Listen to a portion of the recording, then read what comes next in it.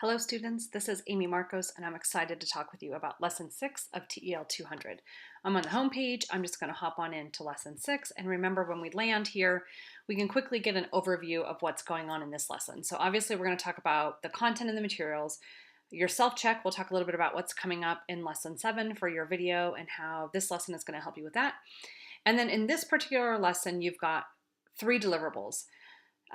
Another self-assessment that you're going to complete on your interests, passions, and needs, hobbies, things like that. You're also going to participate in a Yellow Dig conversation and write a paper. And then in this week, you'll also see a link to evaluate the course.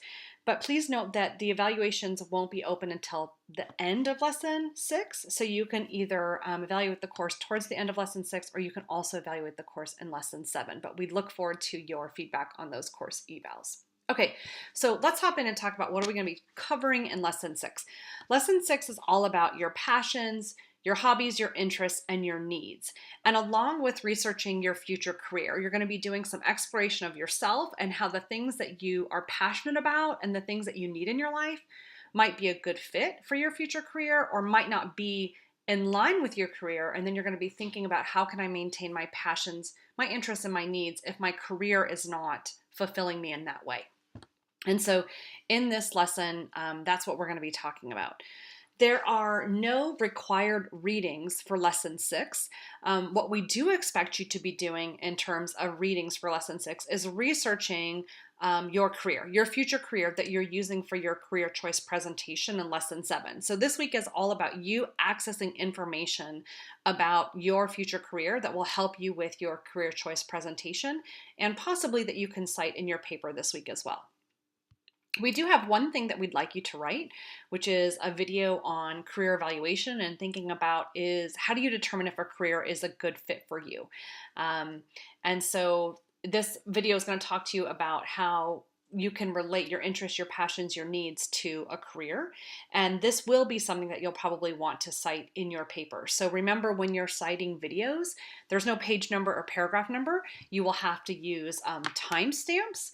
And just note that down here on the bottom, the author of this piece is Meridian Education Corporation. And this actually is the correct, and it will have to be double spaced in your paper, but this is the correct reference that you'll want to include on your reference list in your paper, listed down below. Okay, so no readings except for your own independent research, and then just one thing to watch and think about how you can work it into your paper. When it comes to self-check, what we're working on in this week, this career choice presentation, is definitely going to help you with part 2 of your video content. And then also an exploration into your interests, your needs, your hobbies, and your wants is also going to help you with part 2. So just know that, this is a part of where we're going for your video that you're going to do in Lesson 7. Okay, the assignments or deliverables that you're going to work on this week. The first one is a self-assessment, and this self-assessment is going to be like other self-assessments that we've done in the class, but it's going to allow you to explore another part of your personality. And in doing so, you're going to be thinking about, how can this exploration of my interests, my hobbies, and my needs relate to my future career? And so what you're going to do here is, it's mostly a brainstorming activity with a little bit of a reflection added on at the end. So you're going to open up this template, and remember, it's a Google Doc, so you'll have to go to File, make a copy. I do want to remind you that if you're going to submit a link to the Google Doc so that we can read your work, you need to make sure that the share settings is set to anyone with the link can view.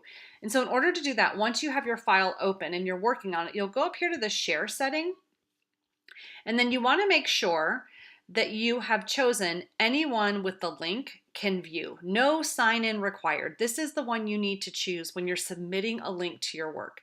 So as long as it's clicked on anyone with the link can view, then you hit save, and then this is the link that you copy and paste from your document into the file submission. Okay, that way we can access your form. If you submit a link to a document that we can't open, it'll be graded as a 0 because we can't open it.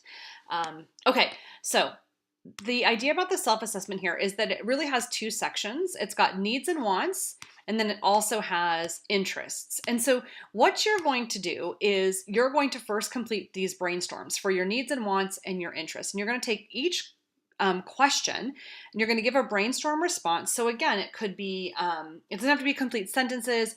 It could be bullets, it could be phrases, but as much information as you can give in response to the question. And then in thinking about time, the concept of time and a timeline for finishing school, making a decision, getting a job, how important is timeline to you? Sticking with the timeline. And so you would rate this on a scale of 1 to 100, 100 being the most important. Now you can have many concepts under needs and wants that are very important to you. So you can list as many as you want as 100, or maybe many are not important to you. But you would need to rate each idea, needs and wants, geography, financial, as a level of importance from 1 to 100.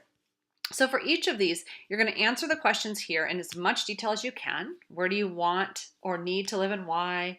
What salary range do you want to be in? What are cultural traditions that might influence your career choice? Is there somebody else you have to consider, a significant other, a family member, a child, a parent, when you're making your future career decisions? And then what type of work environment are you looking for? And so you're going to answer these questions and then rate the level of importance in the far right column.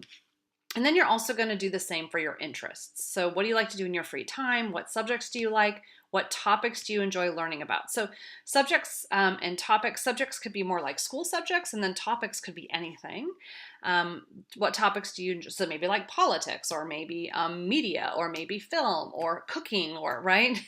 And then what social or community groups are you involved in? So you're going to answer each of those questions, and then again, rate their level of importance to you.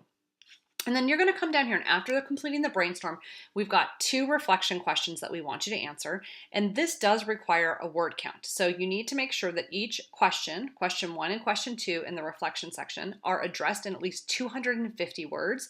So just like you've done in the past, you're going to write your response and then list the word count over here. So the first question is, of the brainstorm when it comes to needs and wants, which 2 needs and wants are most important to you and why, and how does each relate to your future career? And this is going to be both a good jumping off point for your Yellow Dig conversation and also your paper this week. And then the second reflection question is similar to the first, but now we're asking which 2 interests are most important to you and why, and how does each relate to your future career?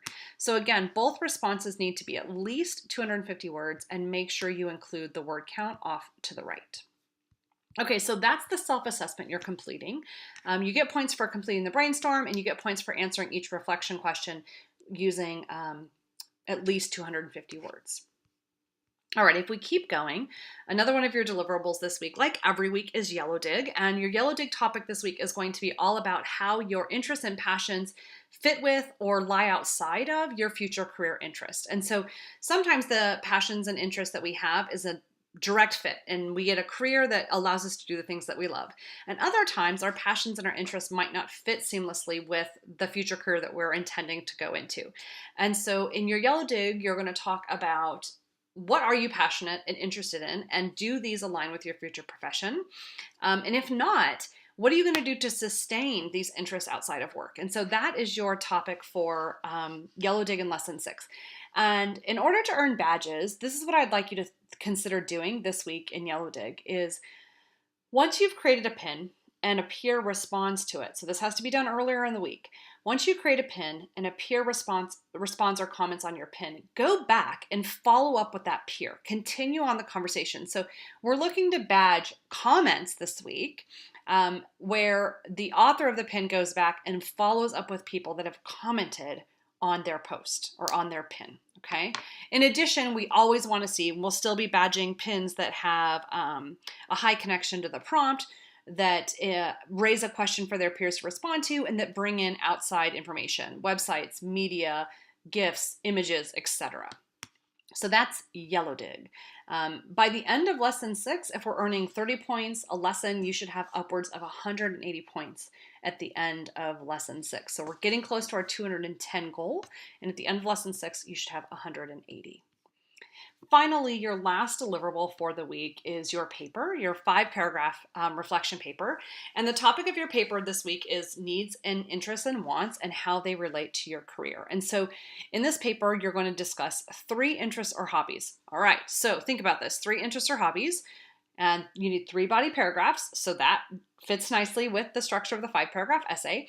And you're going to describe and explain how each of these interests or hobbies could be translated into your future career path. What connection do your interests and your hobbies have to your future career path? And if an interest or hobby that you hold is not connected to your future career path, then in that section of your paper, you'll need to talk about the interest and hobby and what you're going to do to maintain it while you're pursuing a career that's unrelated to that passion that you have. Okay.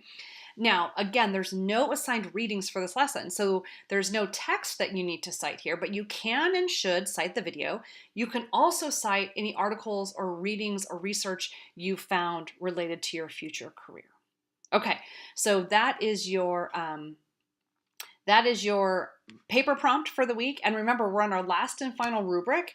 And some of the things to pay close attention to is that we want to make sure that in this paper, you're citing materials at least 3 times and seamlessly and smoothly working those outside ideas into your paper. We also want to make sure that you have a strong introduction and a strong conclusion, okay? And in order to get exceeds on the APA criteria, you have to have 0 APA errors. So last time to use this highest level rubric in the course. If we click on the next button one more time, it's going to take us to the course eval page, but you'll see that when I click on this, it's going to tell me that it's not yet open, right? So that's what's going on there. But what will happen when you try to do it towards the end of lesson 6 is that it will work. Okay, so you'll have the chance to evaluate the course in lesson 6 and also in lesson 7. Now, as always, anytime you have a question in the course, you can pop into the virtual office and leave a comment there, and we will get back to you within 24 hours. Or if you have a personal question, just email your instructional team member. We are super excited to help you.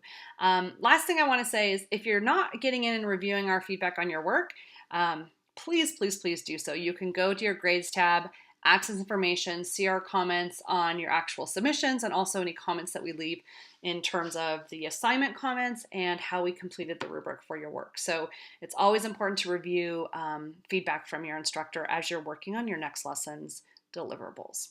Okay, that's it for lesson 6. You guys are going to rock it. Onward.